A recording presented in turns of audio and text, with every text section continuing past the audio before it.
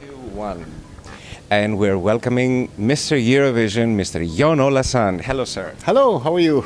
I'm okay, but I want to know, how are you? I'm fine, actually, relaxed. Been good. Been a good week here in Malta. So show coming up. Excited, of course, and but I feel fine. Thank you.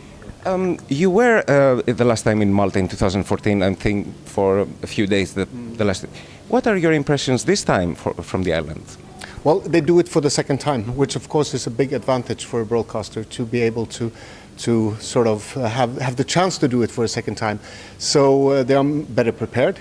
They have, they have foreseen a lot of issues that always comes up. So they managed to stack this in the right direction. And they also had the change of the team here. So there's a new team. It's not the same team, but the knowledge is passed on. So they have prepared well. Was there any problem or any delay during the transition to the new PBS CEO?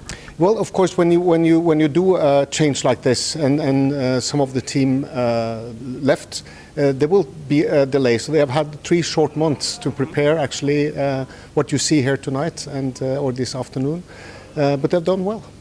So after the jury rehearsal last night, can you tell us if everything is ready for tonight's show? Yes, it is. It is. We're still working and tweaking. I mean, it was a jury rehearsal where we had a production meeting this morning. We talked to the director, we talked to the lighting designer. We're tweaking a little bit. We will talk more to the expert panel. We will work a little bit more on that and their role in the show. But that's how it is. We have time this morning to do so. So you're satisfied with the outcome? Yes, yes, so far, yes, indeed. There are some concerns about the Irish, the Jedward, participating in the jury.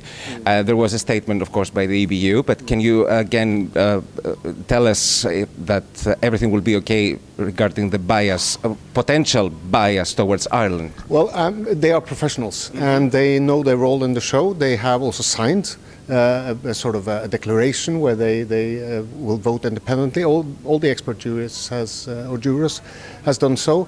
I mean, I'm confident that they will treat this professionally. Yeah. So actually, you already know the winner, right? No. Oh, no. There wasn't any jury voting yesterday? No. They will vote today. Okay. Yeah, they will look at it today and then they will vote. So I don't know anything yet. And we will add the expert panel on top of that, and that could also change it. So we don't know the winner until the show is over. Perfect. Besides that, I don't want you to mention me, you cannot mention me anything, but do you have a personal favorite? Well, yes, I have, but I won't tell you. But no, I think the great kids on stage. What I like is the diversity. I think it's fantastic that you have so many talented kids, and I'm really blown away by some of the acts, I must say. And I think it's good that they perform as kids and not as adults.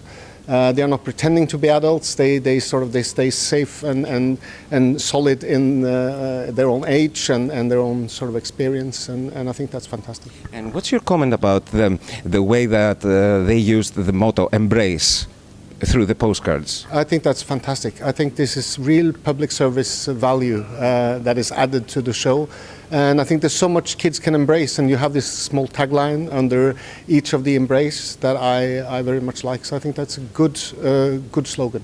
Do you think that this message coming from kids can also appeal to adults, especially in these harsh times? Yeah, I'm sure it can. I'm sure it can, and we are now being on a more family-friendly TV slot. So I hope that the families will join and that the adults can enjoy this as well and see the hope in the young children. I think it's fantastic.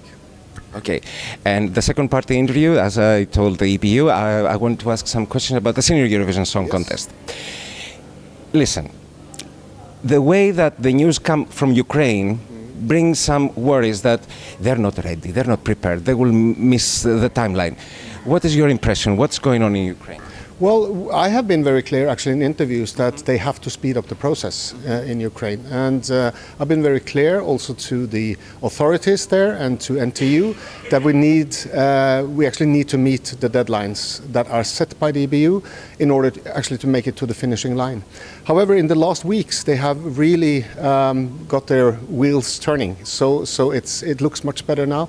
There are some big achievements that has been done when it comes to the legislation there. They had some very difficult tender procedures that are really not fit for a show like Eurovision Song Contest. And we have managed to find solutions to these issues. Budget issues are solved. So we are speeding up and we will meet the deadline. Can you explain something to me? It was known that EBU asked for an advanced amount to be deposited for an emergency case. What does that mean? That there are money for if something happens to Ukraine for another country to get it? How this is supposed to work? Well, we always ask for sort of a budget in advance. Oh, it's not the first time. No, but for public service broadcasters, they have their internal budgets, so it's easy for them to set aside a budget. In Ukraine, it's a state-financed broadcaster, so it's a little different situation. So that's why we had to ask for a budget from the state to make sure that we had it if anything should happen. We have to make sure that we know that they have the means that they need in order to produce it. So they have to show us the money, basically, and that's easily done every year, but a little different this time because it is a state-financed broadcaster. If something should happen, it could be a force majeure incident, we are ready to move it. Besides Ukraine, it's a very generic question and doesn't have to do anything with Ukraine. Is there always a backup plan for a host country to take it over? How does this work? In case, okay, let's say the contest is held to Greece and there is a war. What's the procedure in these cases? We always have a backup plan. So, but I don't want to comment on that specifically. But we always have a backup plan because we cannot let. There is a standard procedure. I mean, okay. There is a procedure in place. We cannot let such a big show happen without a backup plan. Because anything can happen. So, but luckily, and we have been, so far we have never had the need to move it. Yes, and we have the example of 2005 in Ukraine. Yeah. Okay, the last question I want to ask is, Eurovision 2016 reached almost perfection in terms of production, logistics. What's the next step for Eurovision? Well, I think the beauty of Eurovision Song Contest is actually that it can travel. It can travel all around Europe, and it will get a different flavor and a different style in each territory.